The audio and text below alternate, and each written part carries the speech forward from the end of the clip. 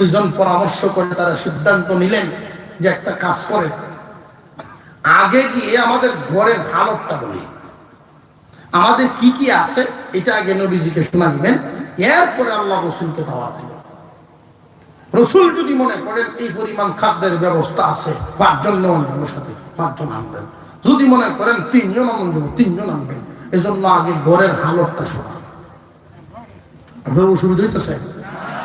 আর কয়েক মিনিট, অনেক দূর থেকে আইসি, ঘন্টা না ঘুরাইলে কিতাব আজ করলো তো, একটা ঘন্টা ঘুরাইল না, আমরা তো টাইম দেওয়া একটু দাম লাগে, এই তো হয়ে গেল আলহামদুলিল্লাহ। আর 2-10 মিনিট, অসুবিধা নেই তো?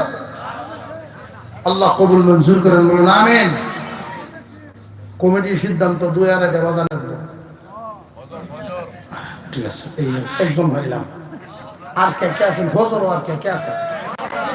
হ্যাঁ দেখছেন কারবার,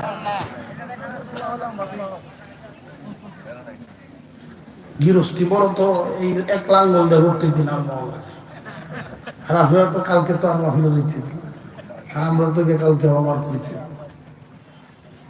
নবীজির কাছে গেছেন আল্লাহর নবীর সাহাবী জাবের রাদিয়াল্লাহু আনহু, স্বামী স্ত্রী দুইজনে পরামর্শ করছেন, পরামর্শ করিয়া এরপরে গিয়ে দাওয়াত দিলেন।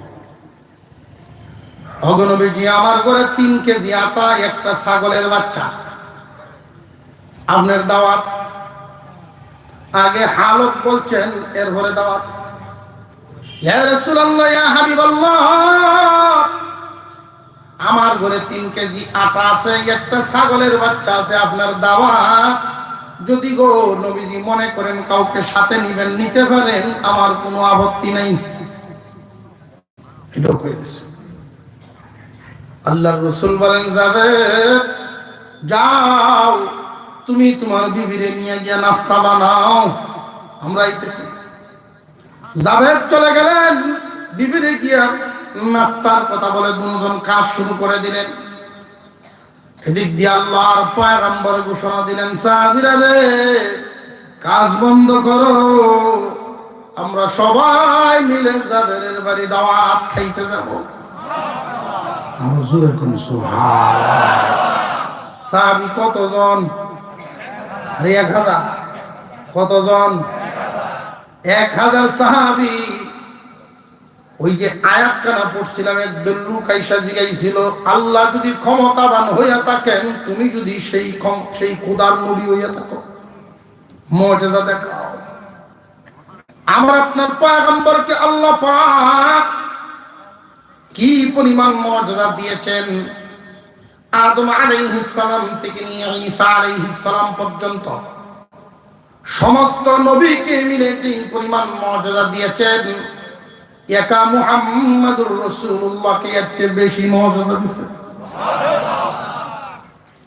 হুজুর সাল্লাল্লাহু আলাইহি ওয়াসাল্লাম ঘোষণা দিলেন, কাজ বন্ধ করো, জাবেরের বাড়ি দাওয়াত খাইতে যাব। সাহাবীরা খুশিতে বাগবা।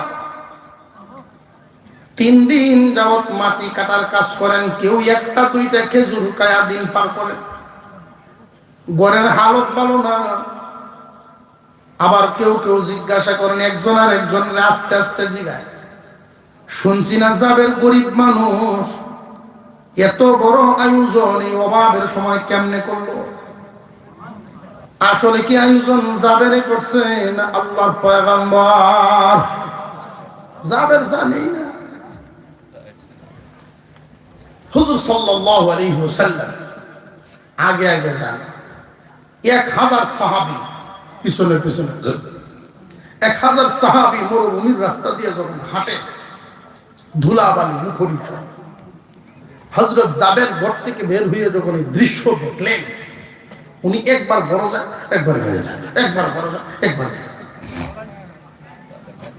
বিবি বলতেছেন, আল্লাহর রাসূল আসতেছেন আমার বাড়িতে, আপনি তো খুশি হওয়ার কথা, আপনার চেহারা চিন্তার চাপ কেন?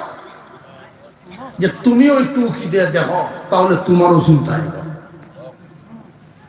উনি উকি দিয়ে দেখছেন, পুরা খন্দকের ময়দানের সকল সাহাবীরা